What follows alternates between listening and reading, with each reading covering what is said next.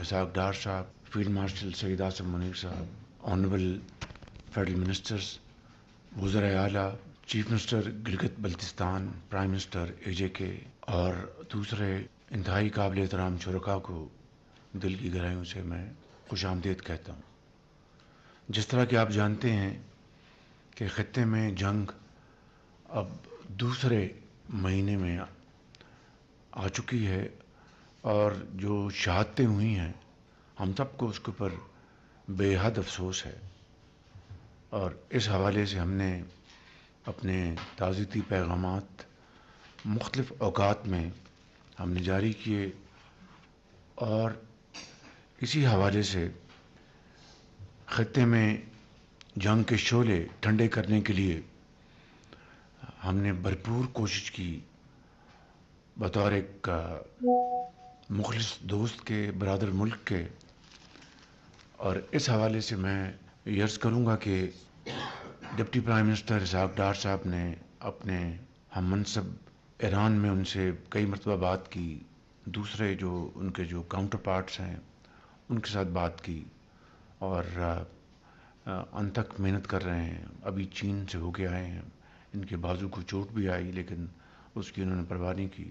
اور اسی طریقے سے فیلڈ مارشل صاحب نے اس حوالے سے کلیدی کردار ادا کیا اور کر رہے ہیں. اور اس حوالے سے میں سمجھتا ہوں کہ الحمدللہ مجھے یہ کہنے میں کوئی باک نہیں کہ پاکستان نے اس جنگ کو بند کرانے کے لیے اور سیز فائر کرانے کے لیے حد المقدور کوشش کی ہے. باقی اللہ تعالیٰ کے ہاتھ میں ہے, اور جس وقت میں آپ کی خدمت میں یہ معروضات پیش کر رہا ہوں یہ ایفرٹس ہنوز جاری ہیں, اور انشاءاللہ میں سمجھتا ہوں کہ اللہ تعالیٰ ضرور اپنی کمال برماری سے اس خطے میں امن قائم کرے گا انشاءاللہ.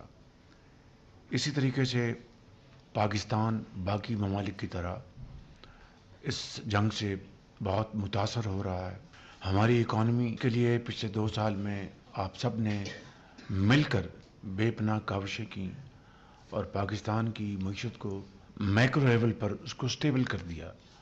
اب اس وقت ترقی اور خوشحالی کا وقت آ چکا ہے, لیکن بدقسمتی سے اس جنگ کے نتیجے میں ہمیں معاشی طور پر بے پناہ مشکلات کا آج سامنا ہے. بڑی کاوشوں کے ساتھ الحمدللہ ہمارے جو 2 جہاز کھڑے تھے آبنائے ہرمز میں گزرنے کے لیے جو انتظار کر رہے تھے, وہ ڈپٹی پرائم منسٹر اور فیلڈ مارشل کی کاوشوں سے دونوں جہاز الحمدللہ وہاں سے گزر گئے. اور ابھی حالیہ دنوں میں پھر 20 جہازوں کا پاکستانی جھنڈے کے ساتھ کا انتظام کیا ہے, جو کہ انشاءاللہ اس کے لیے بھی آئندہ چند دنوں میں پیش رفت ہوگی. جو ہی جنگ کے سائے منڈانے لگے میں نے یہاں پر میٹنگز کی, اور پھر ہماری ٹیم چاروں صوبوں میں محترم وزرائے اعلیٰ سے انہوں نے جا کے میٹنگز کی. لاہور میں چیف منسٹر پنجاب مریم نواز صاحبہ سے, سندھ میں شاہ صاحب سے, KP اور بلوچستان میں جا کے, اور پوری ان کو صورتحال کی آگاہی کی. پہلے ہفتے ہمیں فی الفور 55 روپے پاس آن کرنا پڑا, اور ہم نے اس کو ایکویٹ کیا ڈیزل کو اور پیٹرول کی قیمت کو. ایک کی PDL ہم نے کم کی اور اس کو ایکویٹ کر کے ہم نے 55 روپے کے طور پر پاس کیا. پاکستان کے محنتی دہقاں, مزدور, دکاندار, ان کے لیے بے پناہ ایک معاشی بوجھ تھا جو کہ انہوں نے ایبزارب کیا. اللہ تعالیٰ کے فضل و کرم سے آپ کی سب کی اجتماعی اور بھرپور کاوشوں سے ہم نے وقت کے اوپر ہم نے یہ ساری چیزوں کو جانچا, ڈیبیٹ کیا, اور اس کے لیے ہم نے اقدامات اٹھائے. کیبنٹ کی 2 مہینے کی تنخواہ جو ہے وہ انہوں نے والنٹریلی انہوں نے سرنڈر کی. تیل کی جو کنزمپشن ہے اس میں 50% کی کٹوتی لگائی. پھر پارلیمنٹ کے ممبرز نے اس کے لیے کنٹریبیوٹ کیا, اور اسی طرح کا 60% جو گاڑیاں ہیں ان کو ہم نے کھڑا کر دیا تاکہ تیل کا جو استعمال ہے جو ہے وہ کم سے کم ہو. میں اس معاملے میں شکر گزار ہوں چیئرمین بلاول بھٹو صاحب کا بھی, انہوں نے خصوصی طور پر اس میں بڑی دلچسپی لی, میرے پاس تشریف لائے, ہم نے ان سے بھی ہر چیز شیئر کی.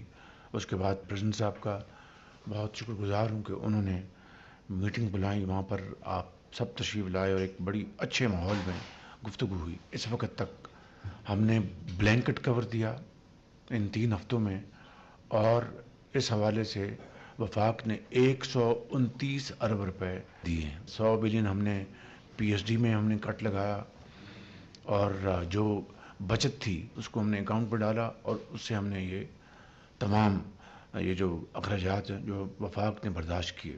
اب آج وقت آ چکا ہے کہ سب نے مل کر اس معاملے کو طے کرنا ہے. اس کے لیے میں وزراء اعلیٰ کا خاص طور پر سب کا شکریہ ادا کرنا چاہتا ہوں کہ انہوں نے پریزیڈنسی میں میٹنگ میں بھرپور تعاون کا یقین دلایا. میں بلاول بھٹو صاحب کا خصوصی طور پر شکریہ ادا کرنا چاہتا ہوں، اور انہوں نے پوری اس وقت جو صورتحال ہے اکٹھے اس چیلنج کا مقابلہ کرنے کے لیے بھرپور یقین دہانی کرائی. اور میں سمجھتا ہوں کہ یہ ایک بہت بڑی قومی یکجہتی، اتفاق، اتحاد کی نشانی ہے، جس کے بغیر کوئی قوم بھی اتنے بڑے چیلنج کا مقابلہ نہیں کر سکتی. میں سمجھتا ہوں کہ آج جو صورتحال وہ یہ ہے کہ ہمیں غریب کو، عام آدمی کو پروٹیکٹ کرنا ہے، اور جو اشرافیہ ہے اس کو ایثار اور قربانی کا مظاہرہ کرنا ہے. میں یہ بھی سمجھتا ہوں چاہے وہ وفاق ہو یا صوبے ہوں، ایسے منصوبے جن کو ہم روک سکتے ہیں ان کو روکیں، اور وہ فنڈز بچت کر کے ہم عام آدمی، غریب آدمی کو ہم پہلے پروٹیکٹ کر لیں. کیونکہ پولیٹیکل اسٹیبلٹی ہوگی تو اکنامک اسٹیبلٹی ہوگی. تو میں سمجھتا ہوں اس کے لیے آج ہم یہاں پر سب جمع ہیں، اور ہمیں اس وقت سب سے زیادہ توجہ جو ہے کمزور اور جو مفلوج الحال جو طبقات ہیں ان کو پروٹیکٹ کرنے کے ساتھ ساتھ اپنی زراعت کو پروٹیکٹ کرنا ہے. ہارویسٹنگ شروع ہوا چاہتی ہے، اس کے لیے تیل چاہیے، ڈیزل چاہیے، پھر آپ نے آگے پر نئی بجائی کرنی ہے، اس کے لیے ڈیزل چاہیے. تو ہمیں ان کو پروٹیکٹ کرنا ہے، اپنے زراعت کو، کیونکہ یہ وہ شعبہ ہے جو کہ بہت چند مہینوں میں ٹرن اراؤنڈ کر سکتا ہے.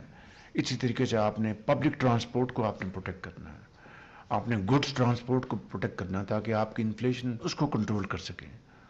ان کے لیے یقیناً ہمیں فنڈز چاہیے، اور یہ فنڈز ہم نے مل کر اکٹھے کرنے ہیں. میں سمجھتا ہوں کہ ہمیں یقیناً آسٹیرٹی اور کنزرویشن کے جو میجرز ہیں ان کو ہم اڈاپٹ کریں گے، کر رہے ہیں، اس کو اچھی طرح امپلیمنٹ کرنا ہے تاکہ یتیم، بیوہ، غریب، مزدور جو ہے وہ اس کو ہم پروٹیکٹ کر سکیں. میں ان الفاظ کے ساتھ آپ سب کا بےحد ایک مرتبہ پھر شکریہ ادا کرتا ہوں. وزیر اعظم محمد شہباز شریف خطے کی موجودہ صورتحال سے متعلق اجلاس سے خطاب کر رہے تھے. ان کا کہنا تھا کہ خطے کی صورتحال کو بہتر بنانے کے حوالے سے پاکستان کی کاوشیں کلیدی اہمیت کی حامل ہیں. کفایت شعوری اور بچت کے اقدامات کو یقینی بنایا جانا چاہیے. خطے میں اس جنگ کو دوسرا مہینہ ہو چکا ہے. جنگ کے شعلے ٹھنڈے کرنے کے حوالے سے ہماری بھرپور کوششیں جاری ہیں. اس سلسلے میں فیلڈ مارشل سید عاصم منیر اور نائب وزیر اعظم و وزیر خارجہ محمد اسحاق ڈار کا کلیدی اہمیت کا کردار ہے. جنگ رکوانے کے حوالے سے ہماری کوششوں کو عالمی سطح پر بھی سراہا جا رہا ہے. دیگر ممالک کی طرح پاکستان بھی خطے میں جاری اس کشیدگی سے براہ راست متاثر ہو رہا ہے. ملکی معیشت کے حوالے سے بات کرتے ہوئے ان کا یہ کہنا تھا کہ گزشتہ 2 سال میں سب نے مل کر بہت محنت کی ہے اور معیشت کو استحکام کی راہ پر گامزن کیا ہے. جنگ کی وجہ سے ان کا کہنا تھا کہ بے مثال اور کافی سارے چیلنجز کا سامنا ہے. خطے کی صورتحال پر بات کرتے ہوئے ان کا یہ کہنا تھا کہ